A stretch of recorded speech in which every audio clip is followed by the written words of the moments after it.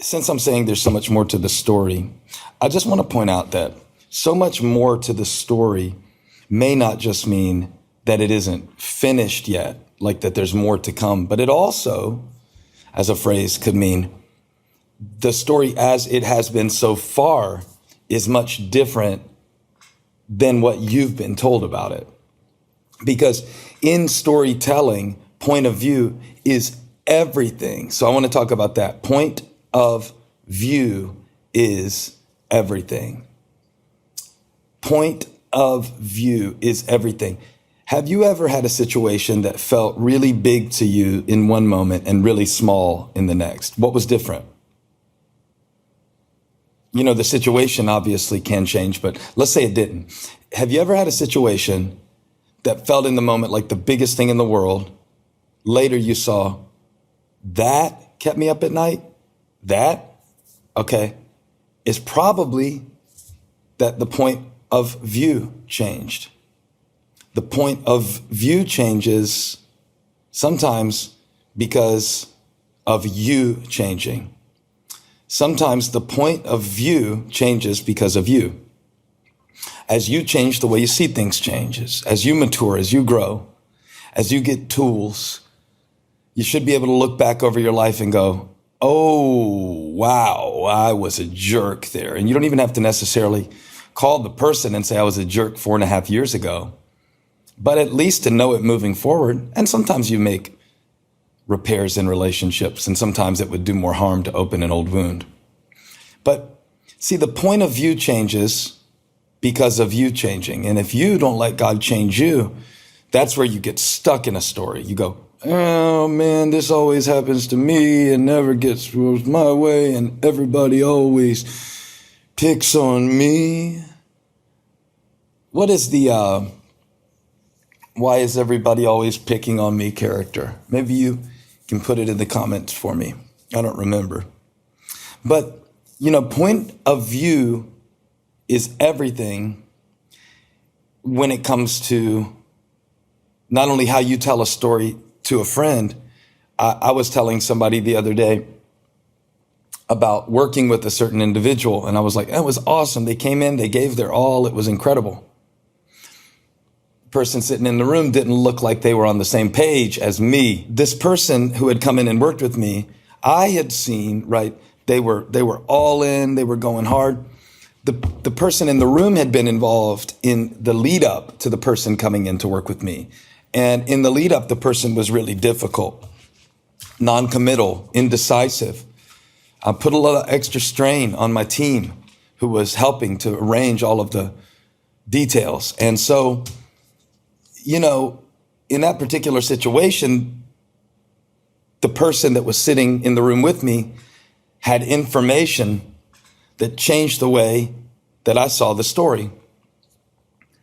There will be times in your life where either an outside observer or an inward witness will call to your mind something that you just know happened this way. I know they took advantage of me. I know I did 97% of the work and got 3% of the credit. And then time shifts the story because of you changing, growing, evaluating, experiencing life, gaining ability for empathy. Because of you changes, your point of view changes. Now, I'm going to bring this to the gospel real quick, because we could do Joshua and Moses, but we could also do Jesus and the disciples. Moses discipled Joshua. Jesus discipled Peter. Imagine the difference of Peter telling the story about Jesus in the Garden of Gethsemane before and after the resurrection. Imagine he's telling the story. They came up to get Jesus. He was praying. We were sleeping. Maybe he leaves that part out of the story. He was praying. We were sleeping. And I was trying to help, because when Barabbas came to get him, I cut his ear off. And Jesus didn't even appreciate what I did for him. He put his ear back on. He undid the work I did. And then all of a sudden, at the cross when he denies Jesus in the courtyard and then isn't there at the cross, and then he's out fishing and Jesus comes to get him and talks about feed my sheep, and he goes on in his ministry in the light of the empty tomb rather than in the shadow of the cross. I believe he told a different story after he had lived through a few stages of life, and you will too. You will too. Maybe at the time he wrote First Peter, because he was older then, he's saying, humble yourself. Like, you don't know what you don't know. Point of view is everything. I was young and now I'm old, but I never seen the righteous forsaken. And, we are not always on the same page with God. We're not always on the same page with God's Spirit. And maybe it'd be helpful for us today sometimes to find those points of communion and contact with God so we can get on the same page, so that we can have his point of view. You know that God has a purpose in the earth, and he's working that purpose in your life.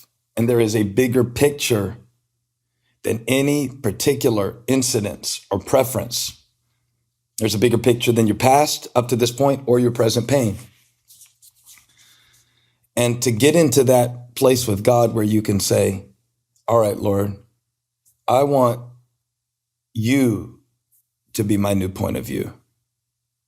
And that means allowing him to speak things about you, how he sees you, because God sees you different than you see you, your situation, your struggle, the injustices that have been done to you, the mistakes that you've made, and what you need to do next and what you can do next. Point of view is everything. The same Peter that was saying, never, Lord, telling Jesus what to do, was saying, humble yourself. Because of you changing, because of you changing, as you change, your point of view changes. Point of view is everything in the story. So, little exercise that I was introduced to recently. It was saying, how would somebody who admires you describe you? Try seeing yourself through the eyes of someone who admires you. Now, that's hard for me because I am very self-critical. I have a hard time giving myself credit. And because of that, I probably don't encourage others as much as I should, but I'm working on this. And the advice, see yourself through the eyes of someone who admires you, sounded good to me and a little fluffy, if I'm honest. But in the process of considering it, I realized that my wife, Holly, sees me through eyes of admiration. And it's not the kind of admiration that's based on a lack of information where she doesn't know me really well and she only sees a certain side of me. So she admires me. She sees everything. She sees the days in the past where I couldn't get out of bed because I was depressed. She sees the days where I go hide out in my man cave mind and barely engage with the family. She sees the days that I'm irritated. She sees the days that I'm short-tempered. She sees the days that I doubt myself. On an even more practical level, she sees the messes that I make. She sees the slob that I can be. And yet even today, as I was waking up, I opened this letter that she had written me. She gave me a stack of letters for Christmas, and there were only about 4 or 5 of them, but I was on the 4th one. And she put a picture of me with a little note about me. And it was a picture that she took of me getting ready to preach in Los Angeles last year. And in the picture, I'm kind of like sitting there with my head in my hands with my Bible in my hand. And I know how I felt in that moment, which was like, I'm not the man for this. Who do I think I am going out to preach to 12,000 people at the Forum in LA? I feel all this self-doubt, and I can almost see the self-doubt when I'm looking at the picture. But she wrote me a note saying, thank you for working hard. Thank you for not just relying on your gift strictly, but seeking God to preach to us. And she said, I hope you forgive me for taking this picture without asking your permission. And I thought, man, I need to see myself sometimes through her eyes, because all I see in those moments is what I don't have, what I'm afraid I can't do. But she saw a man who was trying to seek God and lean into him. Point of view is everything. Point of you. The point of you, the point of your life is not just to be self-serving. The point of you, the point of your life is to not just be a consumer who eats all the messages that professional marketers send to you every day. The point of you is to glorify God and to know him and to make him known. And so when God says to Joshua, you will lead these people to inherit the land, which I promised their ancestors, Joshua is getting God's point of view.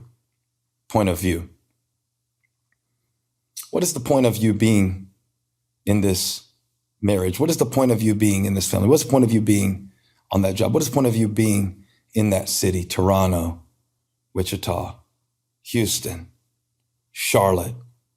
What is the point of you being there? It's so the glory of God can be revealed. He told Joshua, you are leading these people into the promise, and God is fulfilling his purpose. And from God's point of view, it didn't start with you. So it doesn't start with you. How could it stop with you? He who began a good work in you will be faithful to complete it. God sees the end from the beginning. That's his point of view. Point of view is everything. I believe that God can take you into the future. Do you remember the Apostle John? He said, after this I looked, and there before me was a door standing open in heaven. Revelation 4:1. Yeah, that was a different point of view, right? The voice said, come up here, I'll show you the things that must take place after this. God said, I'll show you. Get with me. Get around people who will not flatter you, not just gas you, and not only admire you in an empty way, but people who God can put in your life to see the things that God put inside of you. Point of view.